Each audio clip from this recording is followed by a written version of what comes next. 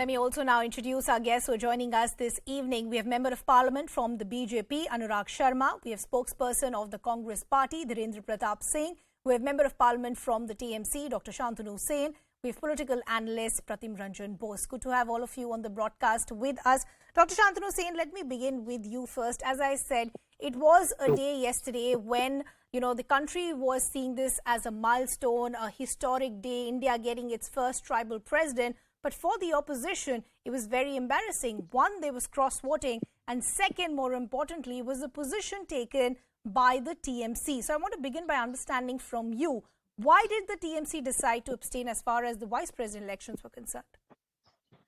Let me answer your question issue-wise. Number one, we sincerely congratulated the newly elected president of our country, Draupadi Murmu ji.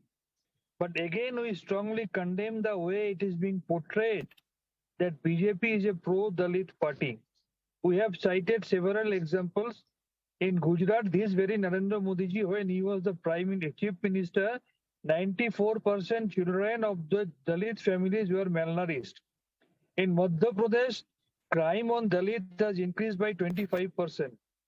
Dalit 15 crore fund was collected, and majority of that fund was BJP party programs. One Dalit lady was molested in the close vicinity of presidential residence at Delhi. So the way they were portraying that BJP is a pro-Dalit party, we strongly object, number one. Number two, so far this cross-voting you are talking about, let me tell you the fact, after the opposition's candidature was floated, BJP once again dismantled the elected government in Maharashtra. The way they are becoming the master of horse trading. Dr. Singh, I'll get to all those issues. I started for a reason with a pointed question. Let's have an answer to that and then we'll move around. I'm just asking, what made the TMC take that position of wanting to abstain? Yeah. You asked me three questions. This is my second answer, and I'll be giving you third answer as well. So BJP has started this policy of horse trading, and I doubt they will apply this policy even in a local party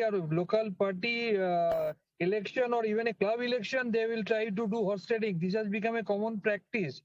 And so far the third issue is concerned, of course we have enough respect for the legacy of our Margaret Alvaji.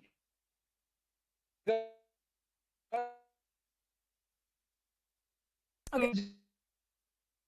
We seem to be having a bit of an issue as far as the connection with Dr. Santanu Singh is concerned. We'll try and reestablish that. But let me take in a word from Dhirendra Pratap Singh. I want to understand, what does the Congress feel today? I mean, look at the position of the TMC, the second largest opposition party as far as the country is concerned. They're saying we weren't even taken into consideration, and whatever suggestions came from my side, they weren't even considered. So why should we go and support Margaret Alva then?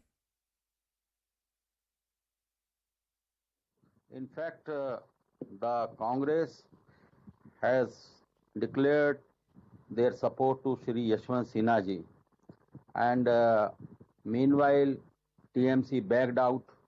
I don't know, this was their internal matter, but the country want to know that why they had gone back from the commitment they had given earlier. I think they are working in league with BJP, and that was the only reason they backed out from this election. As far as Congress is concerned, Congress worked for the unity of the opposition on the basis of principles and thoughts. Congress had got a policy of non-violence.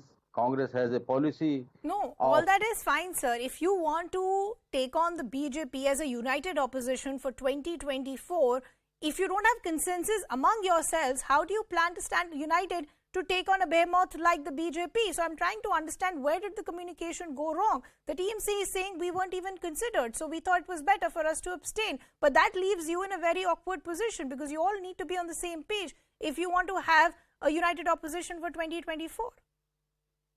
I thought the TMC had taken this stand on some other vested interest grounds, and they want some security from the central government for their government. And the time will come when they will realize that they were on the wrong path. The BJP cannot support TMC anytime. But at the moment, I don't know under what pressure, as the vendetta So politics. that's an important point that you're making. You're saying there was some pressure on TMC and you feel there's a backroom deal that has taken place between the BJP and the TMC. Before I go to Anurag Sharma, I want to understand, where are things between the TMC and the Congress today? Do you think this has been a big blow as far as the Congress party is concerned and you expected better from the TMC?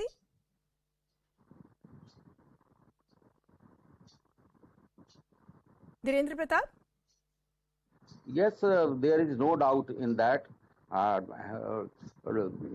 As far as Congress is concerned, Congress was clear. Everybody knows, it was a known fact that Congress is contesting against BJP and Congress is supporting the common candidate of opposition. But it was TMC and Didi who had left this bandwagon and back from this track. I thought she must be in some pressure, because Some in the pressure recent days on the TMC, says the Congress. There seems to be a very Definitely. disgruntled Congress that we're hearing right now. But Anurag Sharma, let me bring you in, sir. Is there a backroom deal between the BJP and the TMC? Ridhima, let me answer this. You've been talking about they're not even on the same page. I don't believe they're not only not on the same page, they're not even reading out of the same book. There is no backroom deal. We don't need to make deals. We are winning the vice president's election. Why would we even need to make a deal with one of these so-called opposition parties? You know, we have the votes, we have the numbers, and we are far ahead. See, the problem with them is they don't believe in one single leadership. They don't have someone leading them up from the front. The opposition noticed in the last election of the Honorable President, the people don't even believe in their own leaders, their own parties. I mean, Congress MLAs have cross-voted. What are you going to say? You've chosen a candidate which TMC managed to get, and TMC put their candidate up, Yashwant Sinha ji, to go and fight against the Honorable President Murmu ji. What happens? People cross-voted. And now Congress decides they want their candidate. And the TMC is gone. So they're not even ever on the same page. They fight each other locally. How can their leaders, even in local elections, look each other in the eye? So this is going to bound to happen. It's just of convenience happening across the country. You oppose the CPIM somewhere, you partner them somewhere. You oppose the Shiv Sena, and happily, just your hunger and ambition for power or whatever else, you go and join people. So look at them. I mean, they are never going to be together. These people have no ideology, they have no leadership. So this is going to happen constantly, and accusing the BJP of doing backroom deals is the easiest way out. They'll call us various names throughout the day. But what happens at the end of the day? People come back and vote for us.